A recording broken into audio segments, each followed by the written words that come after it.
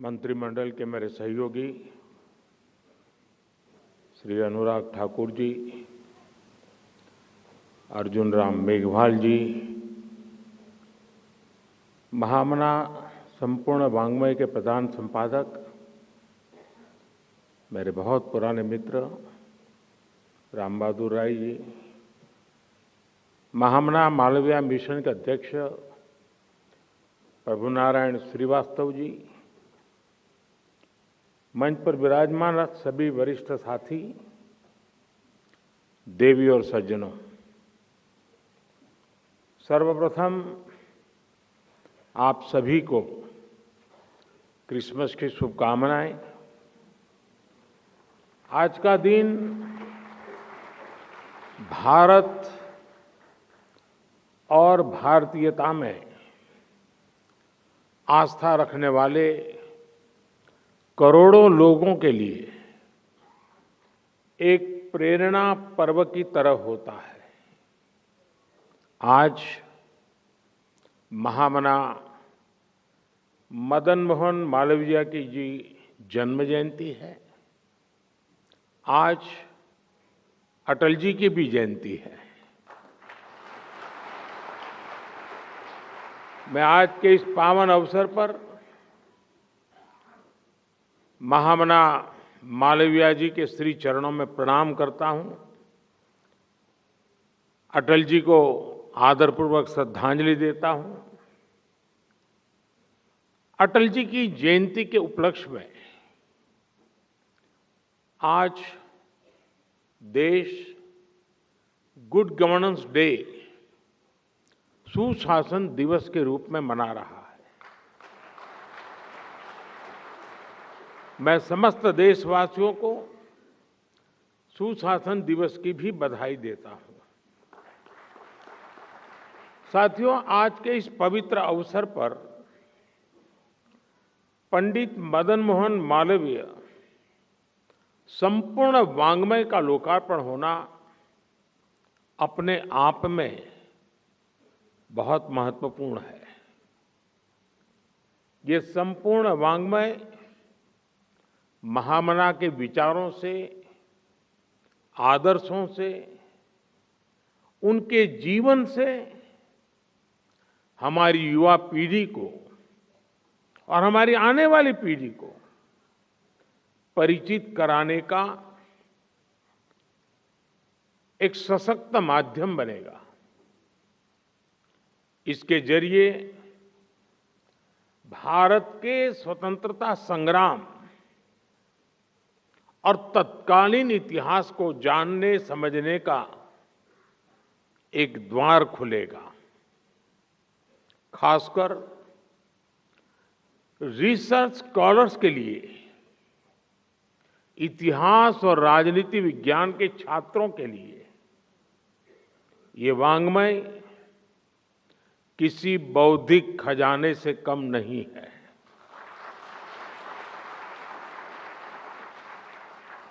BHU की स्थापना से जुड़े प्रसंग,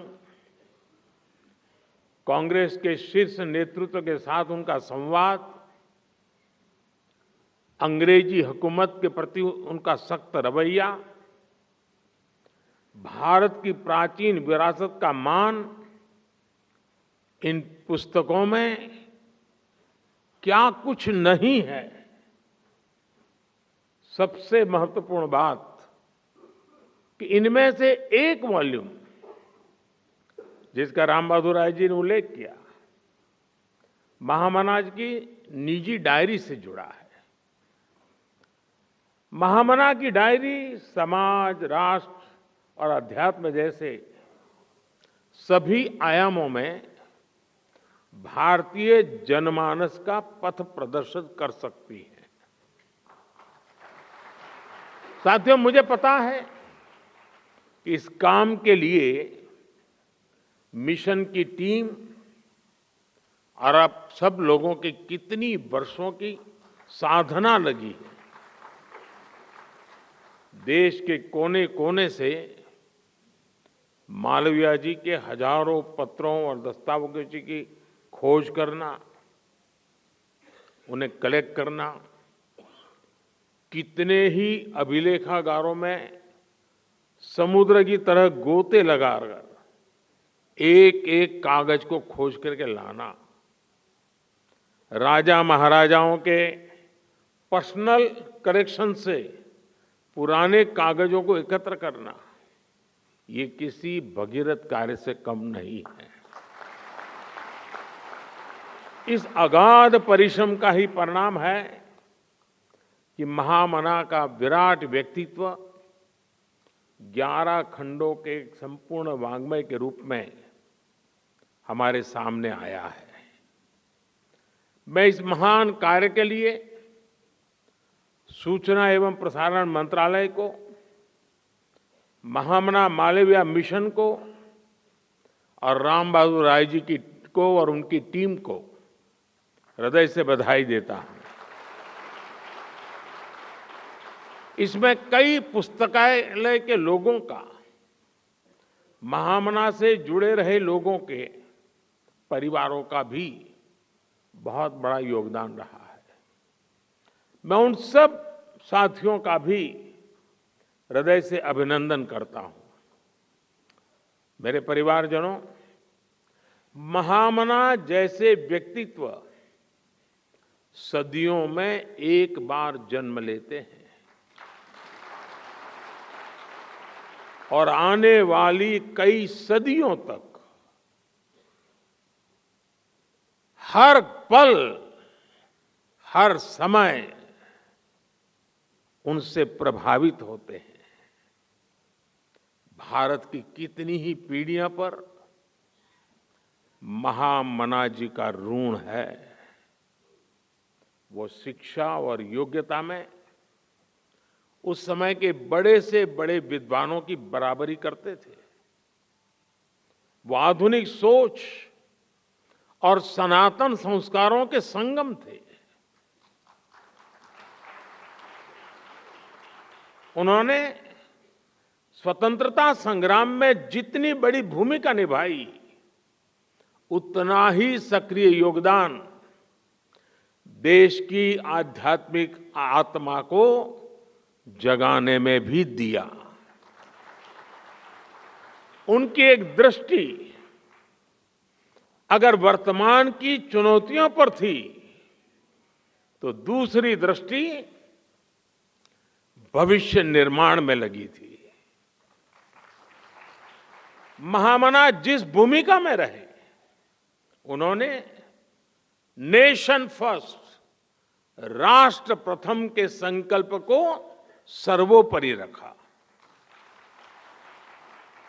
वो देश के लिए बड़ी से बड़ी ताकत से टकराए। मुश्किल से मुश्किल माहौल में भी उन्होंने देश के लिए संभावनाओं के नए बीज बोए। महामना के ऐसे कितने ही योगदान हैं जो संपूर्ण वाङ्मय के 11 खंडों के जरिए अब प्रामाणिक रूप से सामने आएंगे। इसे मैं अपनी सरकार का सौभाग्य समझता हूं कि हमने उन्हें भारत रत्न दिया।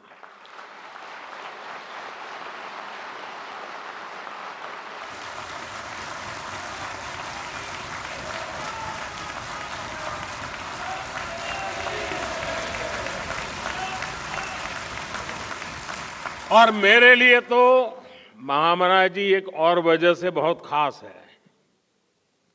उनकी तरह मुझे भी ईश्वर ने काशी की सेवा का मौका दिया है।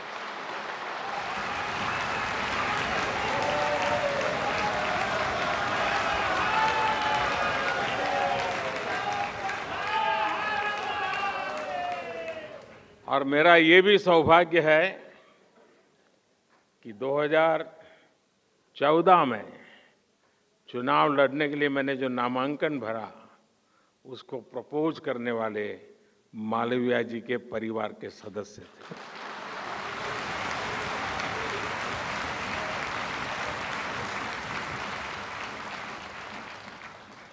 महामना की काशी के प्रति अगाध आस्था थी। आज काशी विकास की नई ऊंचाइयों को छू रही है।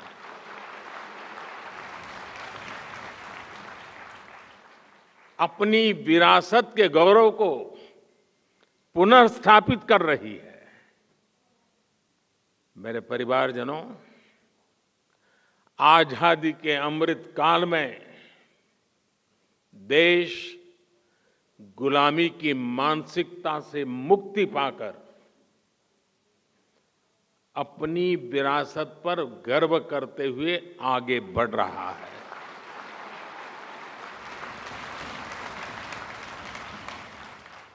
हमारी सरकारों के कार्यों में भी आपको कहीं न कहीं मालवीय जी के विचारों की महक महसूस होगी।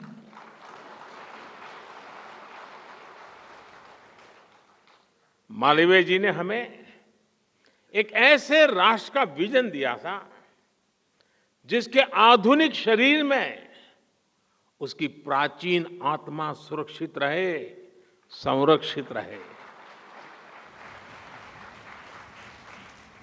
जब अंग्रेजों के विरोध में देश में शिक्षा के बायकॉट की बात उठी तो मालवीय जी उस विचार के खिलाफ खड़े हुए। वो उस विचार के खिलाफ थे। उन्होंने कहा कि शिक्षा के बायकॉट की जगह हमें भारतीय मूल्यों में रची स्वतंत्र शिक्षा व्यवस्था तैयार करने की दिशा में जाना चाहिए। और मजा देखिए, इसका जिम्मा भी उन्होंने खुद ही उठाया और देश को बनारस हिंदू विश्वविद्यालय के रूप में एक गौरवशाली संस्थान दिया। उन्होंने ऑक्सफोर्ड और कैम्ब्रिज जैसे संस्थानों में पढ़ रहे युवाओं को बीएचयू में आने के लिए प्रोत्साहित किया।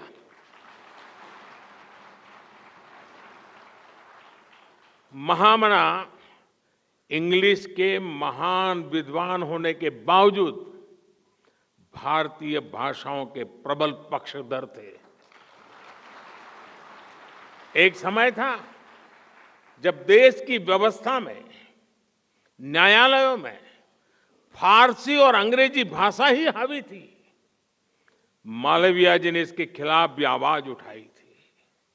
उनके प्रयासों से नागरी लिपि चलन में आई, भारतीय भाषाओं को सम्मान मिला। आज देश की नई राष्ट्रीय शिक्षा नीति में भी मालवीय जी के इन प्रयासों की झलक मिलती है। हमने भारतीय भाषाओं में हायर एजुकेशन की नई शुरुआत की है। सरकार आज कोर्ट में भी भारतीय भाषाओं में कामकाज को प्रोत्साहित कर रही है।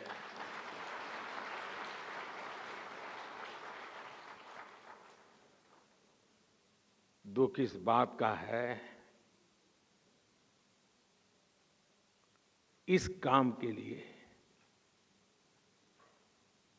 देश को 75 साल इंतजार करना पड़ा।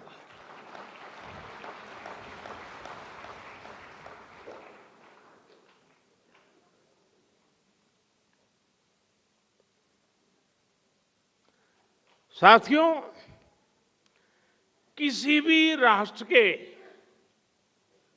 सशक्त होने में उस राष्ट्र की संस्थाओं का भी उतना ही महत्व होता है। मालवीय जी ने अपने जीवन में ऐसी अनेक संस्थाएं बनाई जहां राष्ट्रीय व्यक्तित्वों का निर्माण हुआ। बनारस हिंदू विश्वविद्यालय के बारे में तो सारी दुनिया जानती है। इसके साथ ही महामना ने और भी कई संस्थान बनाए। हरिद्वार में ऋषिकुल ब्रह्मचर्य आश्रम हो, प्रयागराज में भारतीय भवन पुस्तकालय हो, या लाहौर में सनातन धर्म महाविद्यालय की स्थापना हो।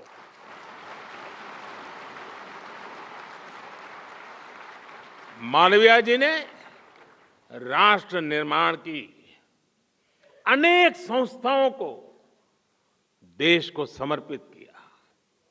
अगर हम उस दौर से तुलना करें तो पाते हैं आज एक बार फिर भारत राष्ट्र निर्माण की एक से बढ़कर एक संस्थाओं का सृजन कर रहा है।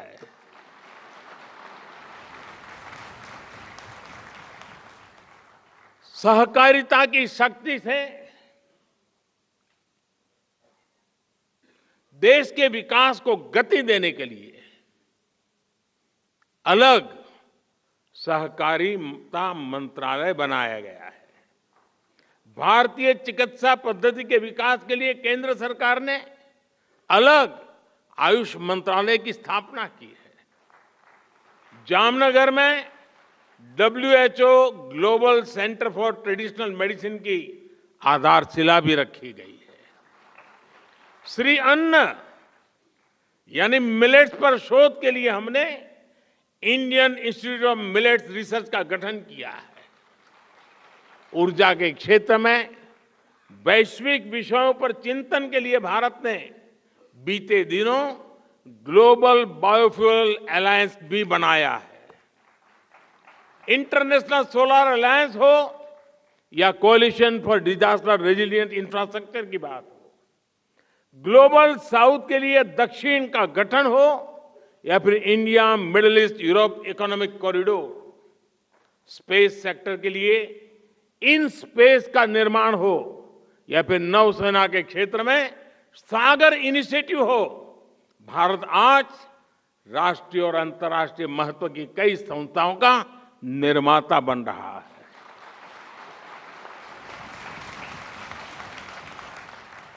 ये संस्थाएं 21वीं सदी के भारत ही नहीं बल्कि 21वीं सदी के विश्व को नई दिशा देने का काम करेगी। साथियों, महामना और अटल जी दोनों एक ही विचार प्रवाह से जुड़े थे। महामना के लिए अटल जी ने कहा था, जब कोई व्यक्ति सरकारी मदद के बिना कुछ करने के लिए निकलेगा तो महामना का व्यक्तित्व, उनका कृतित्व एक दीप शिखा की तरह उसका मार्ग आलोकित करेगा। आज देश उन सपनों को पूरा करने में जुटा है जिसका सपना मालवीय जी ने, अटल जी ने, देश के हर स्वतंत्र सेनानी ने देखा था। इसका आधार हमने सुशासन को बनाया है, गुड गवर्नेंस को बनाया है। गुड गवर्नेंस का मतलब होता है जब शासन के केंद्र में सत्ता नहीं, सत्ता भाव नहीं, सेवा भाव हो। जब साफ नियत से, संवेदनशीलता के साथ नीतियों का निर्माण हो और जब हर हकदार को बिना किसी भेदभाव के उसका पूरा हक मिले। गुड गवर्नेंस का यही सिद्धांत आज हमारी सरकार की पहचान बन चुका है। हमारी सरकार का निरंतर प्रयास रहा है कि देश के नागरिक को मूल सुविधाओं के लिए यहां वहां चक्कर काटने की जरूरत न पड़े, बल्कि सरकार आज हर नागरिक के पास खुद जाकर उसे हर सुविधा दे रही है। और अब तो हमारी कोशिश है कि ऐसी हर सुविधा का सैचुरेशन हो, 100% इम्प्लीमेंट करें। इसके लिए देश भर में विकसित भारत संकल्प यात्रा चलाई जा रही है। आपने भी देखा होगा, मोदी की गारंटी वाली गाड़ी देश के गांवों और शहरों तक पहुंच रही है। लाभार्थियों को मौके पर ही अनेक योजनाओं का लाभ मिल रहा है। मैं आपको एक उदाहरण देता हूं। आज केंद्र सरकार हर गरीब को 5 लाख रुपए तक के मुफ्त इलाज के लिए आयुष्मान कार्ड देती है। बीते वर्षों में करोड़ों गरीबों को ये कार्ड दिए गए हैं, लेकिन बावजूद इसके कई क्षेत्रों में जागरूकता की कमी की वजह से गरीबों को ये आयुष्मान कार्ड पहुंच नहीं पाए थे। अब मोदी की गारंटी वाली गाड़ी ने सिर्फ 40 दिन के भीतर देश में 1 करोड़ से अधिक नए आयुष्मान कार्ड बनाए हैं, उनको खोजा है, उनको दिया है। कोई भी छूटे नहीं, कोई भी पीछे रहे नहीं। सबका साथ हो, सबका विकास हो, यही तो सुशासन है, यही तो गुड गवर्नेंस है। साथियों, सुशासन का एक और पहलू है ईमानदारी और पारदर्शिता। हमारे देश में एक धारणा बन गई थी कि बड़े बड़े घोटालों और घपलों के बिना सरकारें चल ही नहीं सकती। 2014 से पहले हम लाखों करोड़ों के घोटालों की चर्चाएं सुनते थे, लेकिन हमारी सरकार ने उसके सुशासन ने आशंकाओं से भरी उन अवधारणाओं को भी तोड़ दिया है। आज लाखों करोड़ रुपए की गरीब कल्याण की योजनाओं की चर्चा होती है। गरीबों को मुफ्त राशन की योजना पर हम 4 लाख करोड़ रुपए खर्च कर रहे हैं। गरीबों को पक्के घर देने के लिए भी हमारी सरकार 4 लाख करोड़ रुपए खर्च कर रही है। हर घर तक नल से जल पहुंचाने के लिए भी 3 लाख करोड़ रुपए से ज्यादा खर्च किए जा रहे हैं। ईमानदार टैक्स पेयर की पाई पाई जनहित में, राष्ट्र हित में लगाई जाए, यही तो गुड गवर्नेंस है। और साथियों, जब इस तरह ईमानदारी से काम होता है, नीतियां बनती हैं, तो उसका नतीजा भी मिलता है। इसी गुड गवर्नेंस का नतीजा है कि हमारी सरकार के सिर्फ 5 वर्षों में ही 13.5 करोड़ लोग गरीबी से बाहर निकले हैं। साथियों, संवेदनशीलता के बिना गुड गवर्नेंस की कल्पना नहीं कर सकते।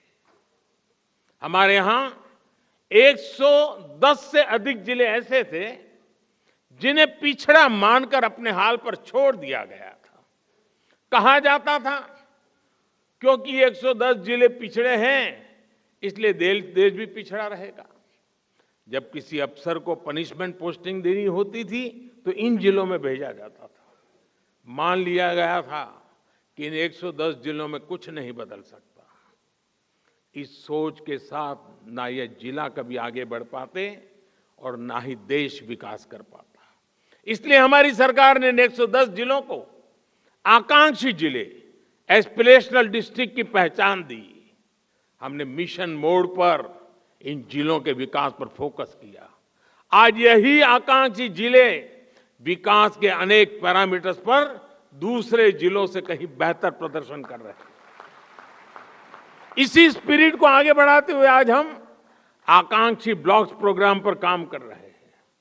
साथियों, जब सोच और अप्रोच बदलती है तो परिणाम भी मिलते हैं।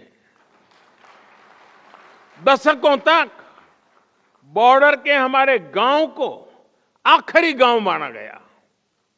हमने उन्हें देश के पहले गांव होने का विश्वास दिया।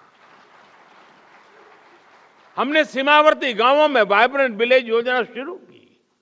आज सरकार के अधिकारी, मंत्री वहां जा रहे हैं, लोगों से मिल रहे हैं। मेरी कैबिनेट के मंत्रियों को मैंने कंपलसरी किया था कि जिसको अब तक आखिरी गांव कहा गया था, जिसको मैं पहला गांव कहता हूं, वहां उनको रात्रि विश्राम करना है। और गए, कोई तो 17-17 हजार फीट की ऊंचाई पर गए।